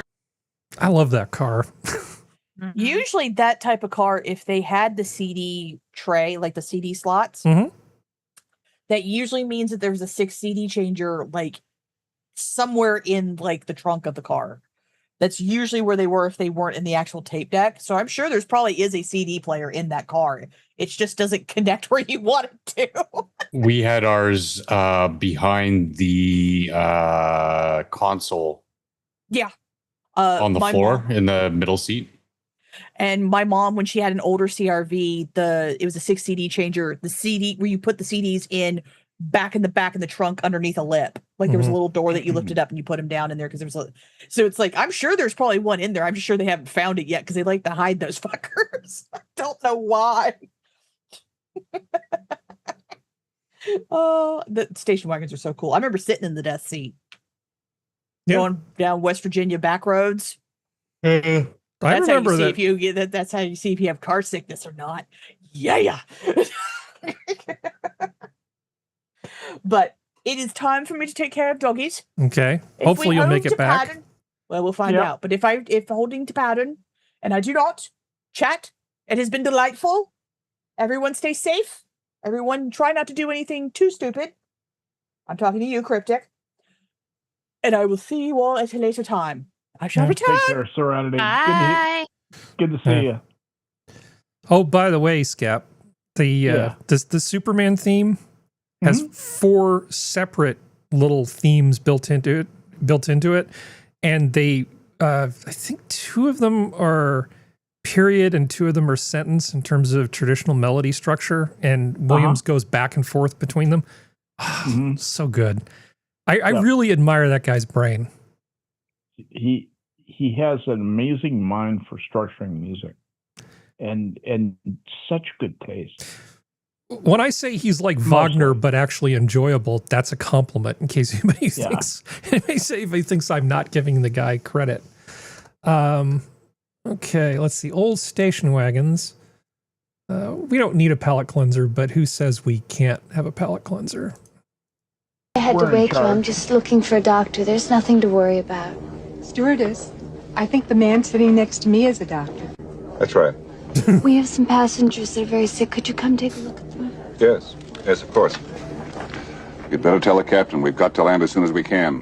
It's great to have a comedy where you take straight men and then have them read comedic lines as flat as possible. It works so well. Peter Graves proved that in Airplane. And Leslie Nielsen and all of them. It has to be gotten to a hospital. A hospital? What is it? It's a big building with patients, but that's not important right now. Tell the captain I must speak to him. Certainly. Captain, how soon can you land? I can't tell. You can tell me I'm a doctor. No, I mean, I'm just not sure. Or can't you take a guess? Well, not for another 2 hours. You can't take a guess for another 2 hours? No. I mean, we can't land for another 2 hours. I had to wake. God, I love that movie. I love that. So much good writing. Yeah, So much good writing. it definitely got slapstick in spots. I love that. It's a great movie. It's unapologetically fun. It doesn't take itself too seriously at all. Does anyone here speak jive? Is there anyone aboard? I speak on the jive. Metapone. Yeah. I'm just crossing off stuff left and right here. I watched I think it was like the 5th Police Academy movie. It's the one where they're in like Miami, I think. And I hadn't seen this particular one before, and I just missed that level of slapstick, silly humor. It's so sweet and innocent, it's just a lot of fun. Just like an hour and a half of fun. As long as you choose not to be offended for no good reason. It's nothing particularly offensive. Well, mind you, actually, I don't. Let's not say that because you could easily find something, I suppose. Well, I mean, if you're in the mood to if you're in the mood to be offended, you can be offended by anything. Let's see. So here's a thing that I mentioned a long time ago, and other people are starting to notice. We've talked about the sheer number of pubs that have been closing down in the UK, and I mentioned at the beginning of COVID that it's. We're shutting off the places where people go to gather, the public house in its various shapes and forms is just dying off. And here in California, what they're doing is they'll say, okay, well, along these main streets where they're main streets, they're older. So these are good places where they can run public transportation up and down them. They say, oh, well, let's just tear down all the bowling alleys and the bars and the old restaurants and put up multi-use buildings where it's like some boba tea place and who knows what else in the bottom, and then shitty houses that you can't really buy. You're going to be a renter forever. And then they just stack these things along transportation corridors. But there really aren't places where people can just go and commune and everybody experience the public house in that very democratic way that the public house does. It's just all of these things are sort of going away. And I think it's really bad for the soul of our society. I don't know if you guys go out and do stuff. I used to do a lot of stuff before COVID, but so many of the places that I used to like to go just aren't around anymore. There was a local pub that we used to go. There was a few of us who used to go for like trivia. One shut down. Luckily, one's still around because they also do music. The other place did not host bands, which probably kind of contributed to it being shut down. But that was one of the places that did not survive the restaurant lockdowns because they didn't really have, I mean, they had food, but they didn't have a kitchen like a restaurant, so you couldn't just go there for takeout like other places. Right. Yeah, and there's no people are NIMBYing in different neighborhoods where they're vetoing the building of community rec centers, so that's getting rid of some spaces too, like playgrounds and that kind of stuff.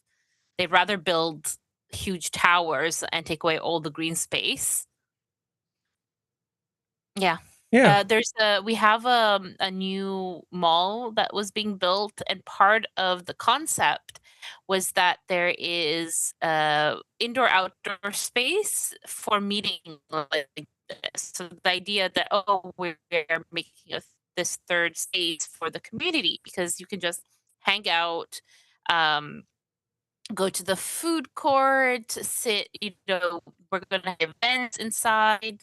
However, they turned it into a luxury mall instead. So what has been like the stores and stuff that have popped up, we're talking about like Chanel, LV, and all the food, they haven't brought in affordable like mall food. It's all like Michelin restaurateurs opening up a eatery. So that their whole concept of what this place is going to be was lie. That's exactly the thing that they did not build. So people aren't there's people going there, but they're like, there's nothing for me to do here. Without having, if I come here, I have to spend $50 if I want to eat and sit. Otherwise, they're like, well, you can't loiter. You have to be eating at the food court. So it's a bit disappointing. These spaces are dying here too. Yeah. Well, the coffee house has an important role, historically speaking, in European culture. It was a very, very important thing in terms of the development of the countries that we have right now. But let's complain about Zendaya. Why not? Hey, Functional, are you fatigued by Zendaya? Are you one of those people that are just tired of seeing her all the time, or do you not care about her that much? I do not give Why are you asking him? She's so awful. She is awful, and she gets criticized often for having the same expression on. Now, I think this is supposed to be her being happy, but it's just barely distinguishable from what she looks like in every single frame of every single movie she's in. Not wrong. Does she have actual emotions? Pretty. She's very, very pretty, and she should just be a model. I don't mind her. I think they're very cute together, but she has like the perfect like model physique for these kind of dresses, right? And all the style that they put her in. She looks great. I love her on a red carpet. Well, the spiderweb dress thing's a bit on the nose, but hey, Well, she does that. It's because it's for a brand new day. It's for the Spider-Man premiere. Yeah, I don't. So she does that for all her movies. So she dresses on theme, which I think is appropriate. I don't have the energy to hate her, but I just don't understand why they cast her as much as they do, because I don't see how she's a draw. So Functional, you remember that DEI hires are never a draw. Well, you remember was it The Gorge, the thing with Anna Taylor-Joy in it? Yeah. Yeah, you liked that movie, didn't you? Weren't you the person that was talking about how awesome that was? I wouldn't say awesome. It was an entertaining movie, but yeah. Well, you were a little more up on it, as I recall, when it came out. It was actually a pretty decent little watch, I thought. And I watched it, and I feel like if you tell me Anna Taylor-Joy is going to be in a movie, typically it's a plus. There's definitely people that are a draw. I think she's going to be in the third Dune movie, isn't she? Oh, I have no idea. There's a third one? Yeah. Oh my God, kill the sandworm already. Well, I mean, it is a trilogy. The books are a trilogy. It's pretty damn long. Really just like, okay. Oh, God. I think she's going to be Aaliyah, Skep. Yeah, really? Yeah. No. Well, she's a lot better actress than Zendaya. But I'm pretty sure there are teratomas that have more acting range than Zendaya. She's really not all the way from A to A. she's really not good. But there she is, almost looking different in real life than she does on the screen. Yep. Yeah, I think this is the AI smile that doesn't reach her eyes, Sora. Yeah. So we were talking a little bit about the AI bullshit stuff that they have. And some of these things are really awful. So like they have calm drama stories. My parents forget me every Christmas until I bought the biggest house in town. So it's all about like some woman who's neglected by her family and then she gets her comeuppance. And then there's Hidden Family Revenge, which is let's see. The Locksmith's Pick. Oh wait, no, that was Hidden Family Revenge. How about Valorvenge? Do the right. So this is my dad mocked my Navy uniform in court until the judge slammed the gavel and screamed. It's not a Navy uniform. Okay, so these stories, Skep, are usually about like the merriest of Sues. So it'll be some woman who is the best sniper in the whole world, who goes out with special forces and, ends up getting a Purple Heart. 28. Yeah, she's like 28 or 32, but she's like a full commander. And speaks Chinese and can fly a helicopter. Yeah, but then her younger brother gets through SEAL training, and then her dad's like puffing out his chest and disrespecting her in front of people, and it's just it's the absolute worst crap. The most contrived bullshit. It's the most contrived bullshit. And the people in the comments do not seem to understand that this is just AI slop. They get so worked up about this sort of thing. Well, you should do this. There's no you. It's just a computer. It's just graphic cards moving bits around. There's nothing. There's no there. Yeah. There's another one of these. Just a failed soldier my sister mocked at her wedding until ... It's all such crap. And I've just been going through, I don't know about you, Sora, just telling YouTube, please stop showing me this stuff. Please, for the love of God, stop showing me this crap. I haven't seen these stuff in a while. I get this stuff in my feed constantly. I get it every once in a while. Well, I used to. Much of it, but every once in a while I get this. The ones that because my shame is that not the ones that are this ridiculous with the name, with the title, but I have listened to different ones because they make, it's like an hour and a half and 40 minutes to an hour and a half. And then you do that and you do something, right? Yeah. It's just background noise. But I know it's not good because that means you are feeding into the algorithm. I'm being a hypocrite, et cetera, et cetera. So I've stopped doing that and instead, go back to the tried and true, video essays about obscure horror games or something like that. And just background noise. And these are all doing stuff. Maybe that was sufficient because I haven't seen as often this anymore. So I don't know if those particular channels that were recommended are gone. Oh no. Maybe I don't know if YouTube scraps them, but these ones I don't know. Like the ones that you're showing me, like I know the theme, but not the channel. Oh, I know what they were. The ones that were the recommended a lot was not so much this, but like for some reason I had a whole spat of nobody knew that I had like a tech company that was about to be everything is like about to I held $11 billion and yeah. It's always like logistics software too. They fired me from the company, but I owned the software that kept the company. That's it. Yeah. That bullshit. Yeah. Yeah, it's porn for women. Well, what they do is There well, is some of a it lot is. of ones with guys too. Oh, no, There's but a lot of ones with male voices. No, and functional is right though. What they've done is they've identified different groups of people and they've said, okay, where's the pain point? Where's the insecurity? Where the psychological and then they strengths, write right. these bullshit stories about retribution and payback and vindication, where whatever insecurity gets made up for. So the woman who makes herself feel smaller so everybody else around her can blah, blah, blah, and then she ends up prevailing. Like I said, she's the merriest of Sues. And then for the guys, there's a bunch of them, Skep, that are aimed at guys like your age. And they're all about, I got the call from my my daughter-in-law, and it's like, we're at the cabin, and we just sold your cabin by the lake where your dead wife used to blah blah blah. And it's like, little did they know. Oh yeah. Little did they know that Grandpa used to be a special ops operative, and I had a sniper trainer the full time. Yeah.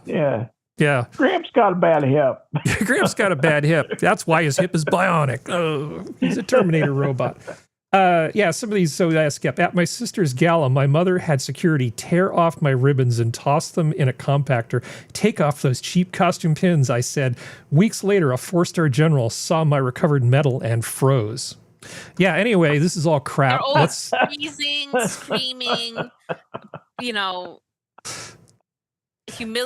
attempting humiliation. It's all. So how about an 18-foot model functional? YouTuber builds an 18-foot RC Yamato battleship that launches its own RC scout plane. Nice. I like this. This is great.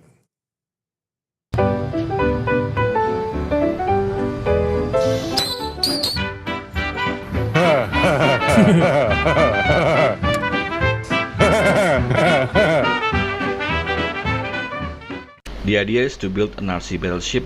Yeah, that's long, and we're not going to watch 23 minutes of that. But it's pretty cool. I got to say, I now, really if you could get like the it. cannons to shoot like tennis balls, and then you have a match. Then install the wave motion gun and make it fly. That would be good too.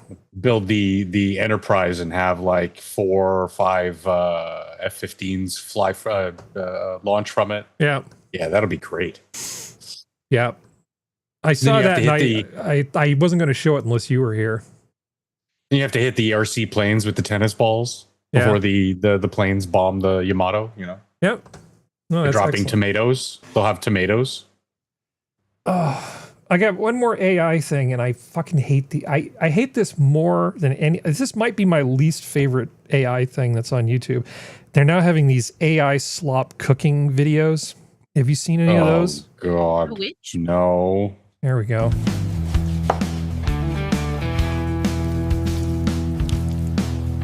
Do you see how not natural that is?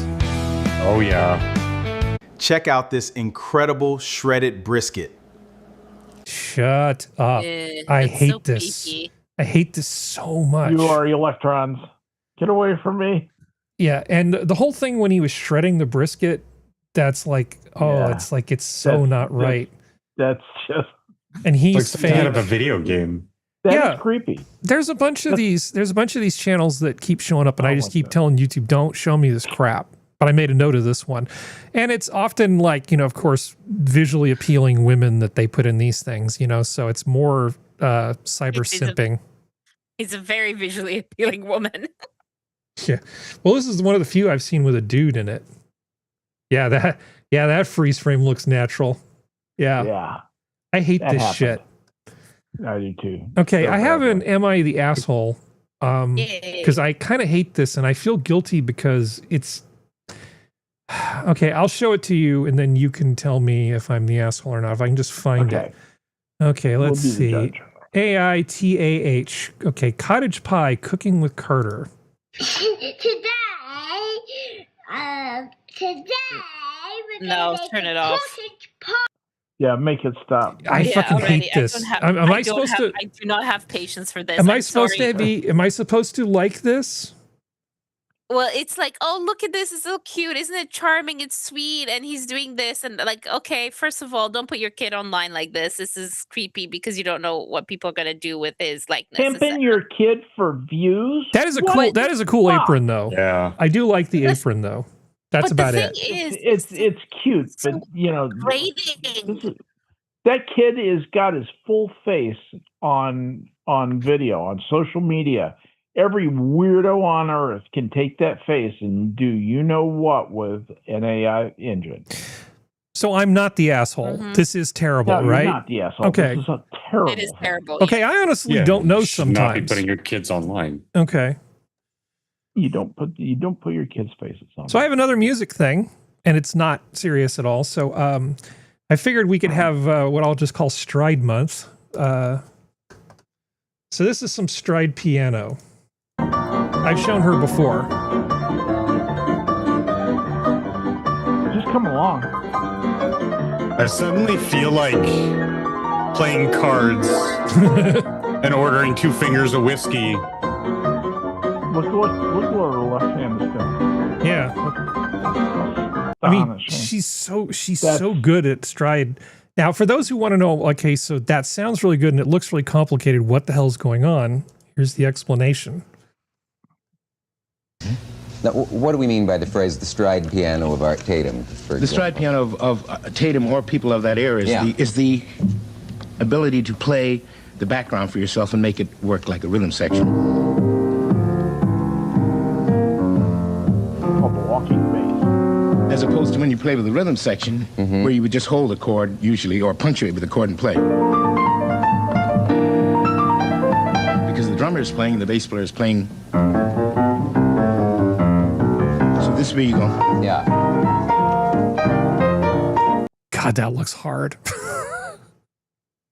I'm impressed by anybody who can play Stride piano well, to have that level of dexterity where essentially you're doing 2 piano performances side by side with your left and right hands. That just looks insane. Just trying to like stretch out the fingers right now. Yeah. To leap that. Oh man. That's cool. Yeah, so the left hand is essentially taking the place of the percussion section. So if you basically do a reduction of whatever the musical piece is to make it purely a piano piece, you can play it as a stride piece, having one whole part of the orchestra that's not there, basically being played by your left hand. Left hand, yeah. Yeah. That was amazing. That's what I picked up on, was just what the left hand was doing. I just thought, that's a lot of work. That's like the Rachmaninoff fourth kind of stuff. Yeah. Hey, Skep, why don't you play 2 banjos at the same time? Each playing different songs. That'll be fine, right? Actually, it's the equivalent to a guitarist of saying play a Chapman stick, if you know what that is. Mm-hmm. Yeah. That's where you are doing both fretting and tapping with both hands at the same time. Yeah. I feel fretting like and tapping with both hands. I was in a competition a long time ago, and the only thing I didn't get a medal in was fine arts. And I feel like I've been trying to atone for that the rest of my life, just trying to understand every piece of fine art at least a little bit so that I'm not the uncultured Visigoth that I used to be. Because I used to not pay attention to any of this shit except for classical music and jazz. And now I try just to, look at sculpture and painting and sometimes I'll see somebody explain a piece of classical art and I'll go, wow, I didn't really understand why that thing made me feel the way it did. I really enjoy the fine art stuff. I hope AI doesn't destroy all of it. I mean, I don't think it will. And then when it's explained to you, you're like, oh, that makes so much sense now that you know. Yeah, that's why the classics are so great. Yeah. This is the world experimenting with AI, and we're going to generate a lot of bad ideas and a lot of schlock and crap in discovering what this is, how we feel about it, and what direction we want to lurch as a society with AI. This is us messing with it. Yeah. I think this idea might have come from AI. KFC and Oreo launch fried chicken flavored cookies in China. As far as I know, this is a real thing. Why would I want an Oreo? What is in that solidified middle? A limited edition fried chicken flavored Oreo. I'll try it. Sure. Yeah, I would try it, but I liked the pumpkin spice spam. That was delicious. Oh my gosh. No, sir. I don't think I will. That does not sound good, Sora. Was it actually good? Yes, it was quite tasty. You're not just trying to, sass us. I mean, is it weird? Yes, but it was. I mean, quite Sora's tasty. always trying to sass us. Well, I mean, you look at like Walker's chips in Scotland, and they've got some pretty unique flavors. And that's sort of like just kind of a novelty, but I've never thought that I want fried chicken flavored Oreos. Yeah, it's a cookie. Yeah. It's like, Yeah. I don't know. I've been a part of enough tasting panels of weird potato chip flavors, including but not limited to things like root beer and creamsicle flavored chips. Ooh. You also had things like marinara and just obviously the weirdest of the weird were all the sweet flavors, but some of those savory flavors were just, but then it gives you great things. Like there's one that's like poutine flavored, and basically all it is just like chips that already taste like gravy. And I'm like, okay, that makes sense because you're just adding a flavor profile to something that is already conducive to the vessel being fried potato. And so it's complimentary. Yeah. I mean, it's just sort of eliminating the steps of taking actual chips and dipping them in gravy, and you're just adding the flavor profiles together in a more convenient sort of, less nutritious but more convenient vessel, and that's fine. Something like this with like when they do like root beer chips or KFC flavored Oreos, like, oh god, just I don't know. Like, I mean, yeah, I would take a nibble, Sora, but then I would be like, this is gross. And I would never drop a penny for these types of things. I'd take a bite, but I would have to love it to take a second bite. Exactly, Skep. I want to nibble just to like be like, oh okay, that was vile. I tried it, Well, I'm willing to try most things once in my life just to say I have. But some things like, Dr. Ian Malcolm said, your scientists were so preoccupied with whether or not they could, they never stopped to consider if they should. Fair. And with that. So, sorry, don't mute when you mean to unmute. So I was looking at the poorly aged commercials. Now, I think I already showed this this Bill Cosby one. Oh, yeah. That we're going to get you one. I'm going to get you. So you said 325 is the evils of metrics, right? Yeah. Yeah. Volumes? Leader. Hi, I'm Sandra Kenny, a member of the United States Metric Board. The metric system is becoming part of our lives more and more these days, including the gasoline we buy. And many service stations have already converted their pumps to dispense gas. This is a thing that did not happen. Yeah. Well, thank God for your metric board because they prevented it. Yeah. But they can't even spell it right. That's lighters. That's not liters. Well, litres. L-I-T-R-E-S. Litres. Okay, so you've got a real ball buster, so 452. Oh, 452, not 425. Okay, let's see. This is a well-run operation here. Man, those pantyhose commercials were quite the thing. There was a lot of them too, and there was one that's like Australian called Sexy Legs, but I'm like, it's kind of like, Yeah.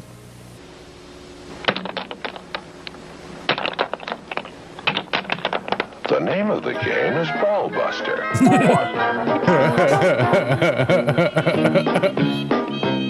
You set up your pegs and you're allowed to flick and try to break your opponent's It's a family balls. game. Fun for children. I actually want to play this. Watch the wink. Watch the wink. For adults, it's exciting. Yeah, the best part's coming up. You make strategic offensive and defensive Honey, you busted my balls. Then try to bust your opponent's balls. It's as easy as checkers. But exacting like pool. You're a ball buster. Wink. Buster. A great new game from Mego. And I actually like the idea behind this game because It's also teaching physics, and I like that. And it looks like it could be a fun game. Sorry, Sora, you were kind of breaking up there a second. No, that's okay. I was just saying, not from Milton Bradley. I'm disappointed. Yeah. I mean, it's not as good as the was it the swing wing, that thing that would just give you neck problems. The weird. Everybody loves the swing wing, from the makers of Bag of Glass, swing wing. Yeah, right. So 548 you marked as hella in a props. Does that mean I'm not supposed to show it on the air? No. These were just funny titles that I gave each of the okay. Like the first one is a hot Cosby because he's got a cigar which is hot, and it's Cosby when he was 28. Okay. It looked like he was 50. Oh God, this creepy commercial. Resist, and that's a baby. So lovely, baby soft. This is where VTubers I told you, hella inappropriate. No, I remember this ad. I remember thinking it was gross when it came on. Body powder and body mist.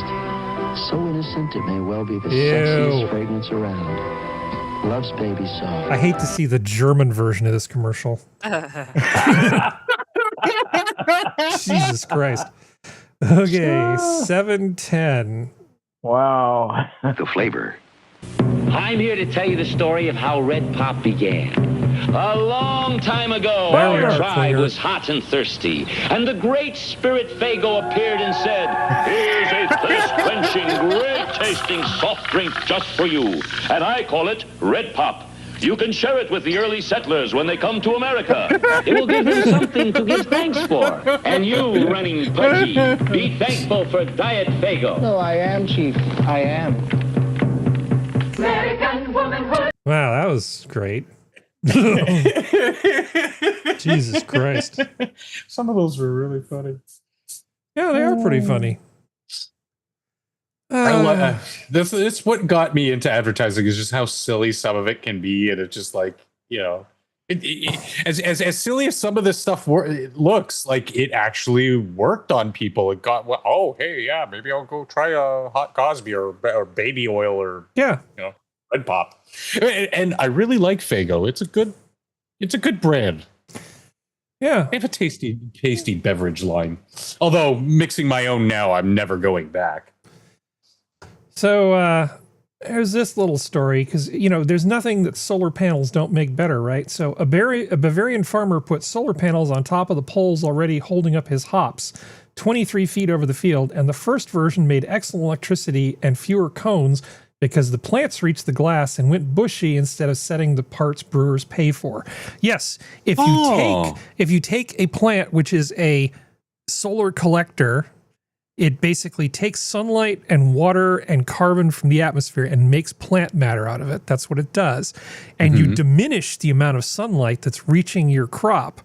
You shouldn't be surprised that it changes the structure of the plant, the way it grows, to try to seek more sunlight. Instead of actually creating the hops that you want to sell to the people who make the beer, instead you get this plant going, where the hell's the sun? Oh, it's right here. Let's create a dense, thick canopy of all the flowering parts of the plant, which is the stuff that we want to harvest for our hops. Yeah. That's so cool. Like, that's really fucking cool. Now, I remember doing experiments like that in high school.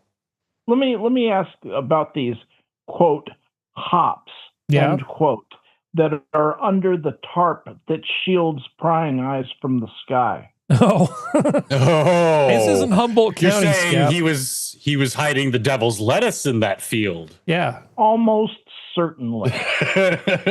Almost certainly. Now there are ranches, like sheep ranches and stuff, where they put out solar panels over what effectively is just like garbage stuff, land, and the sheep like it because like, here's a nice shady place where I can hang out while I think my sheep thoughts, and they love it. I mean, it's a win-win for everybody. But if you're taking plants, like if you're, this is almost as dumb as if you did this with wine grapes. Can you imagine how stupid that would be? You spend all of this money to basically grow these grapes for wine. You specially prune them, you put them on these trellises, all to try to get as much sugar into those grapes as possible. Exactly. Right. And then you say, hey, why don't I just eliminate most of the sunlight hitting these things? Hell yeah. It'll be fine. Oh, yeah. That won't affect the sugar content of grapes. Yeah, it'll be fine. Yeah, there's no problem here. Can't work with all plants. Keep the rain off them. And I just did check. Bavaria just has decriminalized possession laws, but like the growing, selling, and all that, that's very gray area and still very illegal. Mm-hmm. So chances of him growing a little something in there, it's not so far fetched. It's cash crop. You're no hamburger helper. You're just a hamburger hindrance. If you're not part of the hamburger solution, you're part of the hamburger problem. You're a hamburger society. That's nice. That's nicely batted around. Yeah.